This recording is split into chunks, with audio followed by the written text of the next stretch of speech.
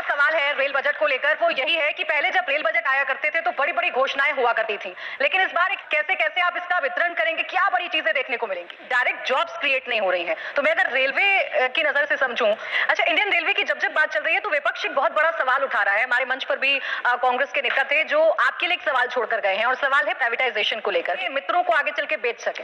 अरे वही उनके दिमाग में तो वही पुरानी बातें घूमती रहती है। वो अभी तक जग ही नहीं पाए, सब अभी तक सपने में ही है कि 2014 के बाद में हिंदुस्तान में कितना बड़ा परिवर्तन आया। They are living in some different world. Parliament के फ्लोर पे मेरे से पहले श्री पीयूष गोयल जी बोल चुके हैं, मैं बोल चुका हूँ, रेलवे में पटरी किसकी है? रेलवे की है। ऊपर जो तार है बिजली के वो किसके हैं? रेलवे के। ये it's a strategic sector, it's a sector which is a huge social obligation. कहीं कोई डाउट की बात ही नहीं है, रेलवे के प्राइवेटाइजेशन का कोई क्वेश्चन ही नहीं। का दूसरा पहलू ये भी है कि अच्छी अच्छी जॉब्स भी निकल सकती हैं, लोगों को रोजगार भी मिलेगा जब नए स्टेशन बनेंगे और आप नई नई ट्रेन लेकर आएंगे तो डायरेक्टली रेलवे में ही we are giving job to, we have already given in the last 8 years 3,74,000 jobs railway में दिए जा चुके हैं लास्ट 8 years में। अभी जो रिक्रूटमेंट प्रोसेस चल रहा है उसमें 1,45,000 jobs, huge number, it's a massive number.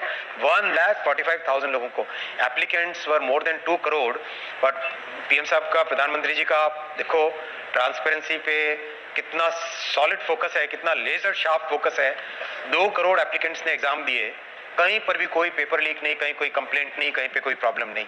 इतनी ट्रांसपेरेंसी के साथ पास के राजस्थान में हर दूसरे तीसरे महीने जो भी रिक्रूटमेंट का एग्जाम निकलता है उसमें सबसे पहले पेपर लीक होते हैं, फिर बाद में कहीं किसको पकड़ो क्या।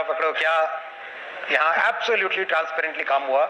2 करोड़ से ज्यादा एप्लीकेंट्स और एकदम ट्रांसपेरेंटली प्रोसेस होके 1,45,000 लोगों को रोजगार मिल रहा है। साथ ही साथ तो अब इस एलोकेशन के बाद में नई लगाई जाएगी, मैसिव चेंज आएंगे। जैसे इस साल इंक्रीमेंट, पहले मोदी जी से पहले घोषणाएं ज्यादा होती थी, काम कम होता था। मोदी जी के आने के बाद में घोषणाएं कम होती है, काम ज्यादा होता है।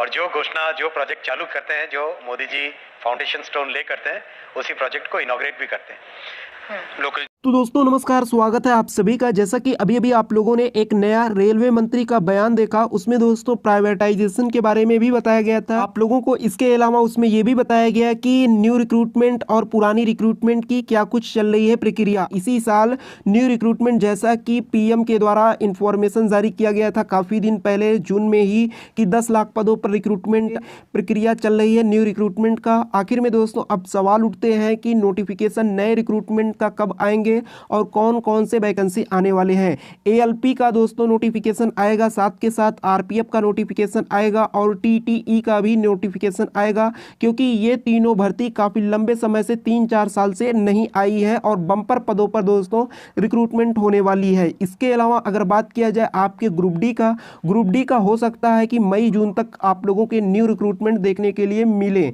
अब सवाल ये उठते हैं कि एज में रिलैक्सेशन मिलेगा कि नहीं। एज में रिलैक्सेशन दोस्तों केंद्र सरकार जरूर देगा। हाल फिलहाल में जो भी भर्तियां दे रहा है उसमें मिल भी रहा है। और दोस्तों लोकसभा का चुनाव होने वाला है, उसमें भरपूर फायदा उठाने के लिए जिससे ज्यादा से ज्यादा संख्या में लोग आवेदन करें। कोई और इन्फॉर्मेशन आएगी आप लोगों तक इन्फॉर्म कर दिया जाएगा। वीडियो को अभी तक लाइक नहीं किया तो लाइक कीजिएगा और चैनल पर नहीं तो सब्सक्राइब करके बेल आइकन को जरूर करें।